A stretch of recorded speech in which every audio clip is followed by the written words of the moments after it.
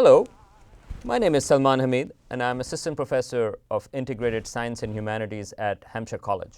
I'm Kevin Anderson. I teach courses in film and anthropology at the University of Massachusetts, and this is Film Autopsy.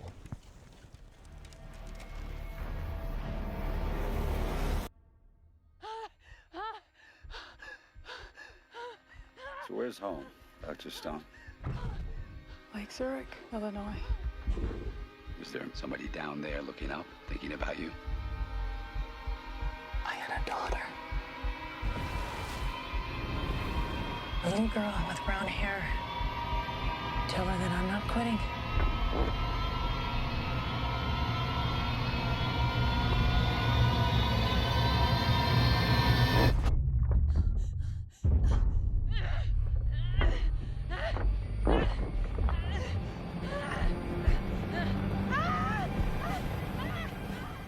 Hello, and welcome to a film autopsy of Gravity, directed by Alfonso Cuarón and written by Alfonso Cuarón and his son, Jonas Cuarón, starring two people, Sandra Bullock in a fantastic performance, and George Clooney, who's always good, and I think he delivers in this as well.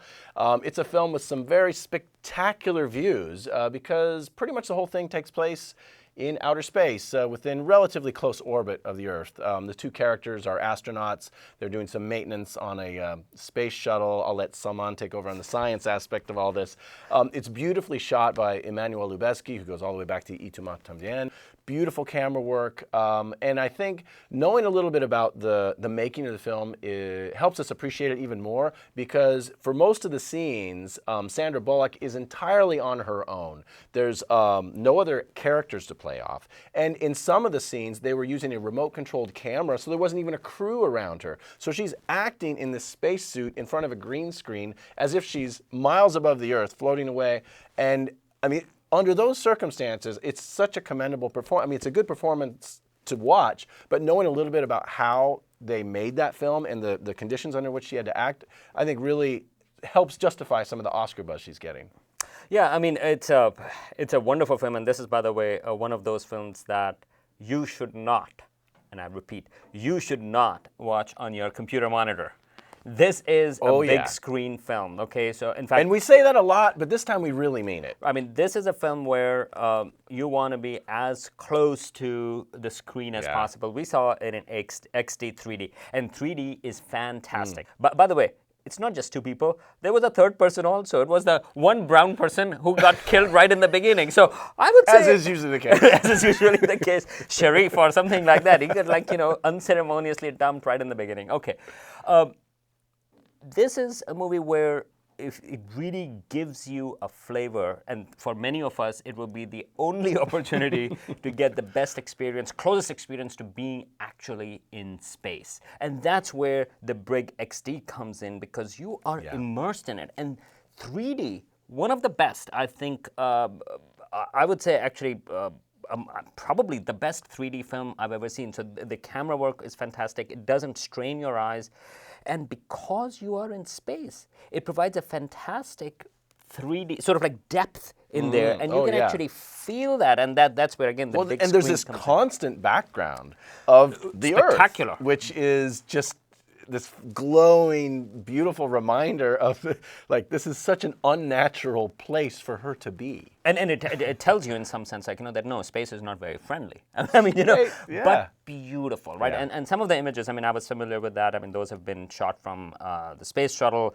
There was a beautiful image, like, of the Nile Delta. And here, at one point, George Clooney and Sandra Bullock character, they are out floating in space, and George Clooney waits to appreciate the sunrise, as for them, because as they are moving around the Earth, and that truly it gets you as close to the beauty of space as possible. But I would say it's the beauty and the horror. That's exactly what I was going to say: beauty and the fear, or the horror. And in some sense, 2001: Space Odyssey has a very famous scene with Hal and the astronaut being let loose. Yeah. In some sense, this film pays not only homage, but it takes that particular scene and extends it to 2 hours. What would you then do? What would you then do, and how would you react to it? Right. So so it's a stunning film. You should definitely see it. Beautiful. I agree with Salman 100%. See it in the theater. If you can see it in 3D, that's even better. But here's my critique of the film.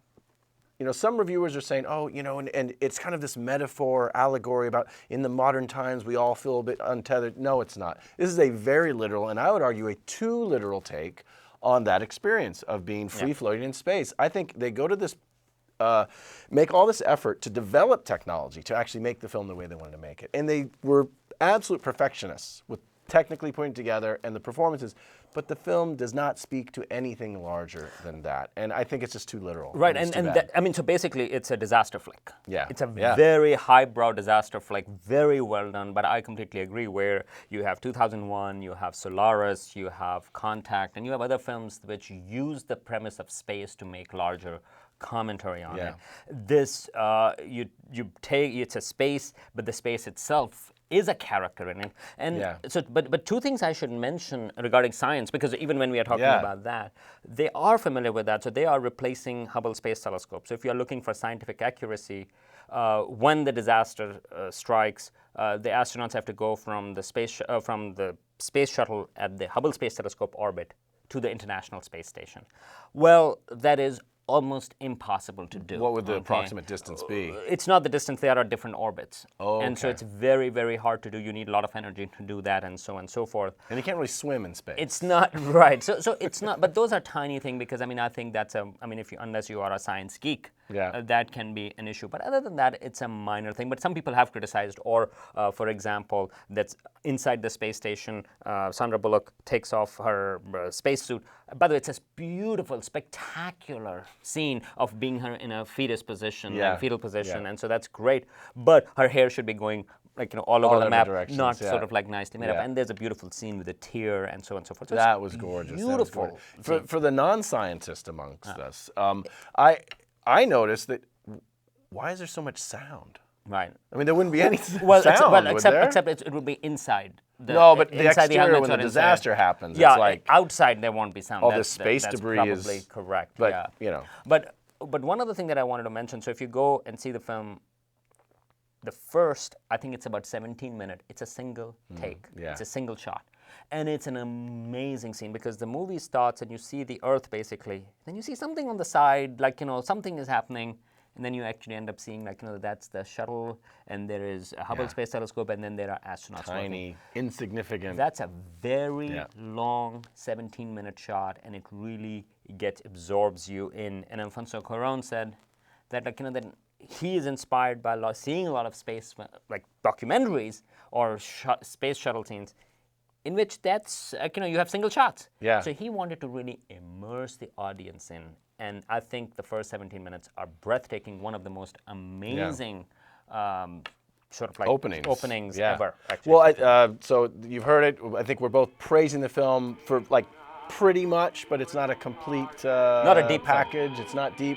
I think there's already Oscar buzz. I think Cuarón, if you're listening, maybe next time don't write the screenplay with your 12-year-old son, and there might be a little bit more depth to the story. Wait for him to grow up. Don't wait 12 more years. Wait till he's graduating college. that's right. Okay. All my love